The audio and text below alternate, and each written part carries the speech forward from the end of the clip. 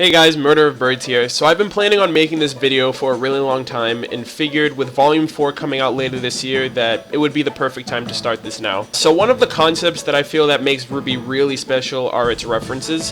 From character inspirations to iconic dialogue, I think the series does a fantastic job at emulating its source material and giving us insight to familiar situations in a different sense. So for this video, I'm going to go through the many references and trivia bits that I could find from RWBY Volume 1. A ton of research went into this video from podcasts, interviews, Volume 1 commentaries. So if you guys enjoy this video, be sure to give it a like, share it with other people, I'd really appreciate it. And if there are any references that I'm missing, please let me know what they are in the comment section. I hope you guys enjoy, and with that said, let's get started. During the Red trailer, RWBY battles against a type of Grimm known as a Beowulf. The name given is a reference to the Old English epic poem of the same name. I am Ripper, Tearer, Slasher, Gouger.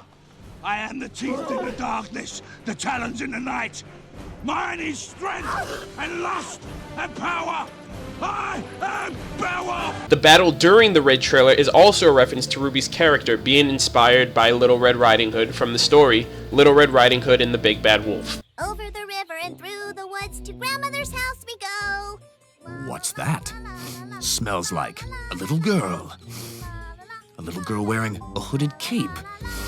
Yes, red dye number 40, but there's something else. A rosewood basket filled with muffins. During the Red trailer, the song named Mirror Mirror and its lyrics give reference to the magic mirror from Snow White, the same fairy tale that Weiss is based off. What wouldst thou know, my queen? Magic mirror on the wall. Who is the fairest one of all? Weiss's full name, Weiss-Schnee, means white snow in German, further alluding to connections with Snow White. During the Black trailer, we're briefly introduced to Adam Taurus, whose first name is a play on words in Hebrew meaning red, while his last name means bull in Latin, also complementing his faunus characteristics. Blake has the beauty of a lady, yet the instincts and genetics of an animal, two characteristics that harken back to her inspiration of Belle and the Beast, from Beauty and the Beast. Adam's wilted rose symbol on his back also draws connections to the same fairy tale, of Beast's own rose, which is set to wither away on his 21st birthday unless he is able to love and be loved in return.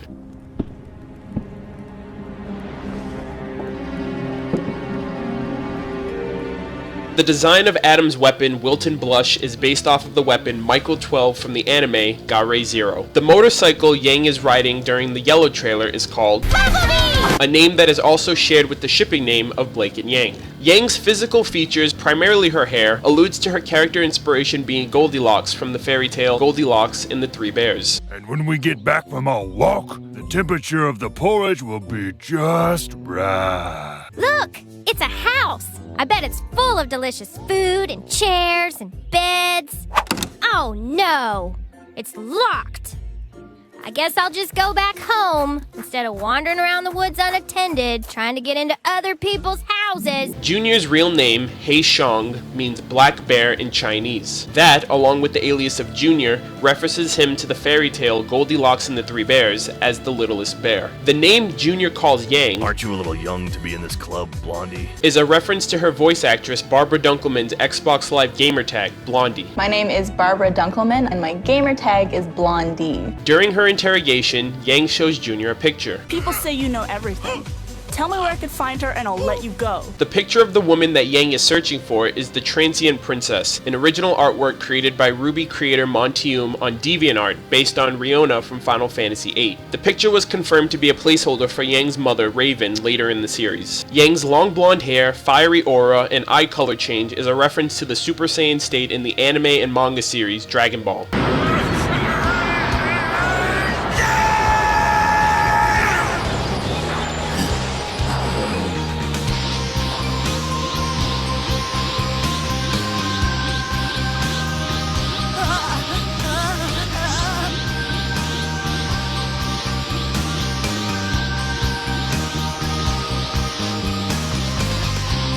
The DJ shooting at Yang in the Yellow trailer is a reference to the Canadian artist Dead Mouse. During her battle against Melanie, Yang was struggling due to their matchup. There's actually a thing. Now, there's a little, it's not really spoilers, but it's a little bit Easter egg. Yang had the most trouble fighting Melanie in the Yellow trailer because that's her biggest weakness, is kicking characters. So if Yang and Mercury ever get into a fight, there might be some trouble because, you know, now you've got a kicking character with guns on his feet. The voice of the narrator in Chapter 1, Ruby Rose, is performed by Jen Taylor. Man, born from dust, was strong, wise, and resourceful. But he was born into an unforgiving world. She is best known for her role as Cortana from the Halo series. Don't make a girl a promise you can't keep. In the back of the alleyway, you can see a long scarf hanging from a line. This is a reference to Doctor Who in the 4th Doctor, who wears a scarf of similar pattern and length. Time's running out. Roman Tortrick's name and character design is a combination of Lampwick from Pinocchio in the 1970s British film A Clockwork Orange. The name of the dust shop in Chapter 1 is called From Dusk Till Dawn, a play on words from the saying From Dusk Till Dawn, which could also be a reference to the classic vampire film of the same name. The robbery of the dust shop is a reference to the convenience store robbery from the anime film Cowboy Bebop, Knocking on Heaven's Door. Huh? Hey, what the hell you think you're doing? You! Are you deaf or what? You! Headphone boy! Take him off! Hey! How much is this?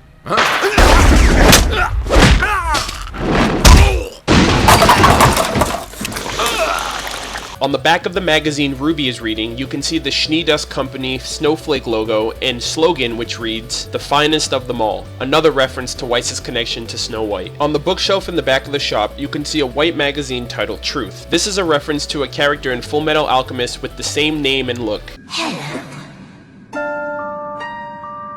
Who are you? Oh, I'm so glad you asked. I am called by many names. I am the world. I am a universe. I am God. I am truth. I am all. I am one. And I am also you. The shoes worn by Cinder Fall are made of glass, a reference to her character inspiration being Cinderella. In a later scene, Ruby is speaking to Ozpin about her uncle. It's just that I've only seen one other scythe wielder of that skill before. A dusty old crow. That's my uncle. Sorry. That's my Uncle Crow. A reference to the Rooster Teeth animated adventure Left for Trek. I also don't go in for, like, Japanese storytelling about, oh, that's my uncle. What? And the giant robot attacks them. Oh, that's my uncle. Though not a confirmed reference, Lisa Lavender seems to bear a slight resemblance in appearance, profession, as well as name alliteration to Family Guy's own news reporter, Tricia Takanawa. Well, Hurricane Norman is beginning to pound Quahog. We now go live to Asian reporter Tricia Takanawa. Diane, I'm hearing. Thank you, Tricia. After Ruby stumbles into Weiss, Weiss mentions the dust she's carrying. This is dust, mined and purified from the Schnee Quarry. This could be yet another reference to Snow White, as the Seven Dwarves were miners and collected precious minerals similar to the Schnee Dust Company. We dig, dig, dig, dig, dig, dig, dig, in our mine the whole day through. To dig, dig, dig, dig, dig, dig, dig is what we like to do. In The Shining Beacon Part 2, the book Blake is reading is The Strange Case of Dr. Jekyll and Mr. Hyde. It's about a man with two souls, each fighting for control over his body. Further fan research even transcribes direct lines from the book. The candlestick near Blake is another reference to her Beauty and the Beast connections, symbolizing Lumiere. Nora is holding a tube of shiny toothpaste, a product of the Schnee Dust Company. Its similar color patterns reference to the real-world Crest toothpaste brand logo. Ruby's line, I don't need people to help me grow up. I drink milk. is a reference to Edward Elric from Full Metal Alchemist and his dislike of drinking milk. You didn't drink your milk. Edward. You drink it. I hate milk. It's like drinking vomit. What are you talking about? Milk's good for you. Drink it. Forget it. I hate what I hate. It's not like I'll die because I don't drink that crap. Jeez, and this is the reason you're always gonna be the size of a bean. A bean? Yeah, a bean. Jean's locker number is 636. There's no way I put my gear in locker 636 yesterday. I would have remembered having to count that high. A reference to the address number of Rooster Teeth Productions' old office building. Hello, and welcome to Rooster Teeth Productions production studios. We here at Rooster Teeth pride ourselves on making some of the top quality content that you see on the internet every day. Yang's aviators were added as an homage to the 1986 action drama film Top Gun.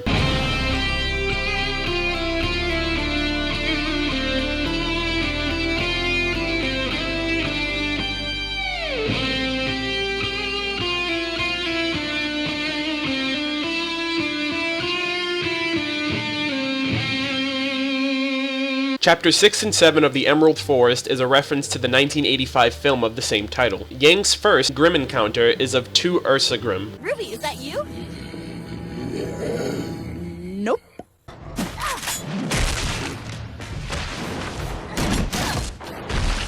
This could be a connection to her Goldilocks roots, referencing Mama Bear and Papa Bear. In the Emerald Forest, Pyrrha uses her aura to unlock Jean's. For it is in passing that we achieve immortality.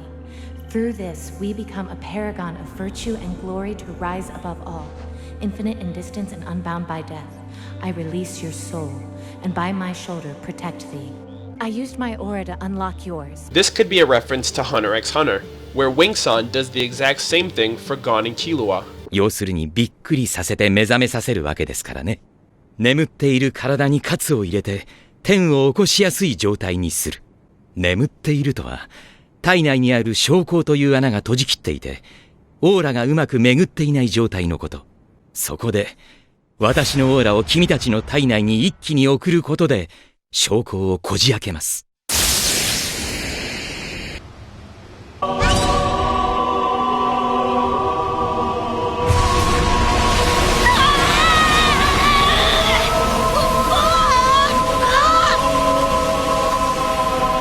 今、全身の小孔は開かれました。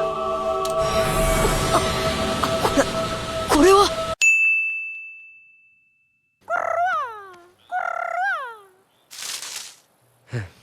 I still don't think that's what a sloth sounds like.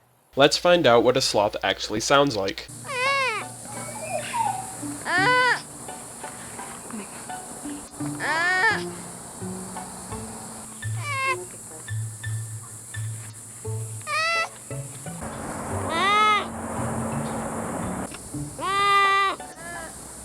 RWBY makes an internal RWBY reference about normal knees. Dating back to her first conversation with Yang in Chapter 1. I don't want to be the bee's knees, okay? I don't want to be any kind of knees. I just want to be a normal girl with normal knees. The name of the Nevermore Grimm is a reference to the narrative poem The Raven by Edgar Allan Poe. Leave no black plume as a token of that lie thy soul hath spoken. Leave my loneliness unbroken. Quit the bust above my door. Take thy beak from out my heart, and take thy form from off my door. Quoth the Raven, nevermore. Team Cardinal is themed and referenced after birds. Team Juniper is based off gender-bent historical figures who have cross-dressed in their own stories, being Joan of Arc, Thor, Achilles, and Mulan. In The Badge and the Burden, the bonsai theme with Team RWBY is a reference to Samurai Champloo. Bonsai! Bonsai! Bonsai! The poster Yang hangs up in their dorm is of the Achievement, a reference to Rooster Teeth's gaming members known as the Achievement Hunters. Also this week, we have brand new posters going up, but you definitely want to get one of those too. So those are going up this week, roosterteeth.com/store. Blake's Ninjas of Love book is a reference to the equally smutty Make Out Paradise series from Naruto. In Professor Port's class, the character who shouts, is a reference to Andrew Blanchard, a member of the Internet Box podcast. We have Mr. Sir here from Rooster Teeth, Andrew Blanchard, not to be confused with Andrew Panton. I'm gonna fucking play you in Yu-Gi-Oh! And beat the living shit out of you. Based on his classroom story, Peter Port likely alludes to Peter from the story Peter and the Wolf. Peter Port mentions his grandfather, Despite smelling of cabbages, my grandfather was a wise man. which could be a reference to the cabbage guy from Avatar: The Last Airbender. My cabbages!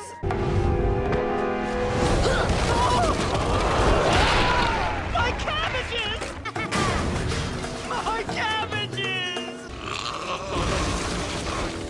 Ah, my cabbages! My cap!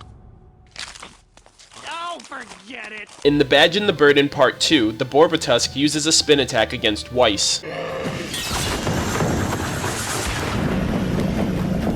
a reference to the spin dash from the Sonic the Hedgehog series. In the dining hall, Weiss has an apple on her plate. This could reference to the poisoned apple from her eluded fairy tale, Snow White. Dr. Bartholomew Oobleck is a reference to Bartholomew from Dr. Seuss's Bartholomew and the Oobleck. In Chapter 13, Forever Fall, Cardin Winchester's scroll number reads 1374 Beaufort. This is a reference to his second character inspiration being Henry Beaufort, the Bishop of Winchester, who was born in the year 1374. His role as a bishop also references Team Cardinal's choosing of the Black Bishop pieces in Chapter 8. The four of you retrieved the Black Bishop pieces. In Chapter 14, Forever Falls Part 2, the following lines by Russell Thrush, performed by Shane Newville, became a funny joke amongst Rooster Teeth staff. That's a big Ursa! Ursa! Ursa! Back there, it's got Cardin! So much so that there's even a music video about it. Ursa, Ursa, Ursa in the woods. Ursa, Ursa, it's got Cardin. Ursa, Ursa, that's a big Ursa. Ursa, Ursa, Ursa, Ursa. In Chapter 15, The Stray, there are two police officers voiced by Bernie Burns and Joel Heyman. They left all the money again. Huh? Yeah, it just doesn't make a lick of sense. Who needs that much dust? I don't know. An army? This is a reference to Rooster Teeth shorts, Stronger Tides, Prank Kings, and The Reunion. Freeze! Secret Service! Thought you could get away with it, did you, pal? Come here. Yeah, but somebody ratted you out, you rat. Yeah, I guess you could call us the Hardy Boys, because we're so hard. You're under arrest for conspiracy to murder the President of the United States. The sound made when Sun runs by Team RWBY is the same sound effect used in the Rooster Teeth show, The Slow-Mo Guys. Sun Wukong is a reference to the classic character of the same name, from the Chinese novel Journey to the West. When Penny shoots down the two bullhead ships in black and white, the Ruby Raptor can be seen falling into the background along with the White Fang members. And lastly, Penny's charge up and firing stance is very reminiscent of the Big Bang Kamehameha attack from Dragon Ball GT.